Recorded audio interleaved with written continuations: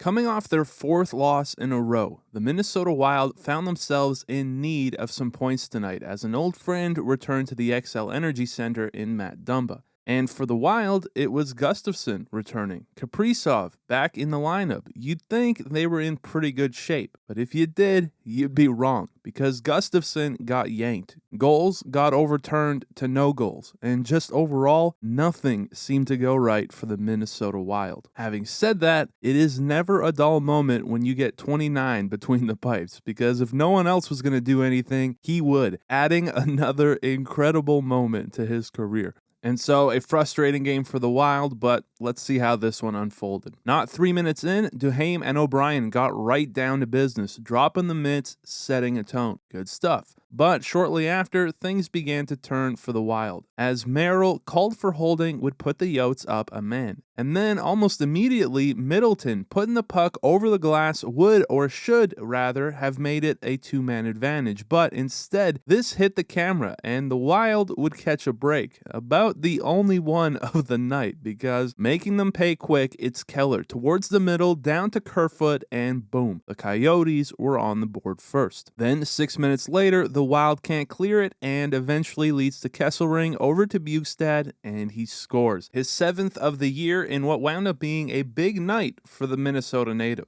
Getting towards the end of the first now, and the Wild wouldn't make it any easier as Eriksson Ek coming in here and a little extra push gets called for roughing as frustration was already setting in. And cashing in for the second straight power play, it's Krause in front, and they score again. Bjugstad again. Just getting a piece of it here, he gets his 2nd of the period. So after what was a rough start for the Wild, finding themselves down by 3, in the final moments, the Coyotes would get their first penalty of the night. McBain, called for interference, would put the Wild on the power play, an opportunity. And while the first would come to an end, the power play carried over to the second, where, it's not like it really mattered, because they couldn't get much of anything going, and instead, not 2 minutes into the period, Keller out of the corner turns, rips it home, and he makes it 4-0. A bit of a dagger here, and immediately Bogosian not happy about it, because taking a closer look, Gustafsson's stick kind of got into the skate of McBain, so with him kicking it loose, I guess it looked worse than it was, but just a brutal start to this period. And not going anywhere, the Yotes continued to push as Bjugstad, with his 3rd of the night, he would secure the Hattie, making it a 5-goal game as the Hats came flying down, and it was a miserable night for Gustavsson. As his return is spoiled, he'd get pulled, Fleury coming in relief to try and salvage anything, and sure enough, just 3 minutes later, Duhaime on net, the puck's loose, Pat Maroon in front scores, but watch his reaction. He pushed the defender into Ingram first, and he knew, because sure enough, this one got challenged for goalie interference, and it was, of course, no goal. As if this night couldn't get any worse for the Wild. But giving credit where credit's due, Ingram had himself another just solid game, coming up with a few great stops when he needed to, right down to the buzzer of the second, he was a wall. And so with that, it gets us over to the third and final frame, where just 30 seconds in, it's Keller all alone, and like salt in a wound, he would make it 6-0,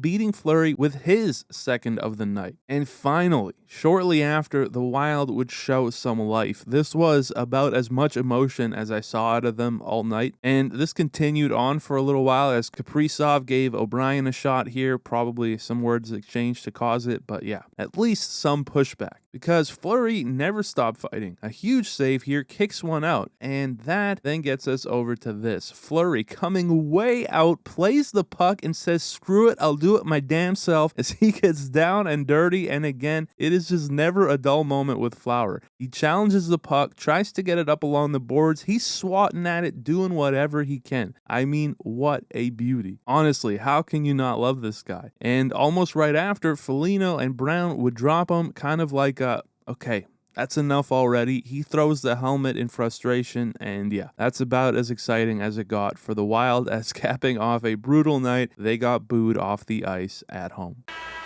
And Minnesota Never really got much of a push going. But for the Coyotes, coming into Minnesota, they take a commanding 6-0 victory with Ingram posting another shutout. NHL leading 5th of the year, and I mean, I don't know, probably, just possibly all-star material? But yeah, that's about it for this one. Thank you guys so much for watching. I appreciate it very much, and I will see you in the next one.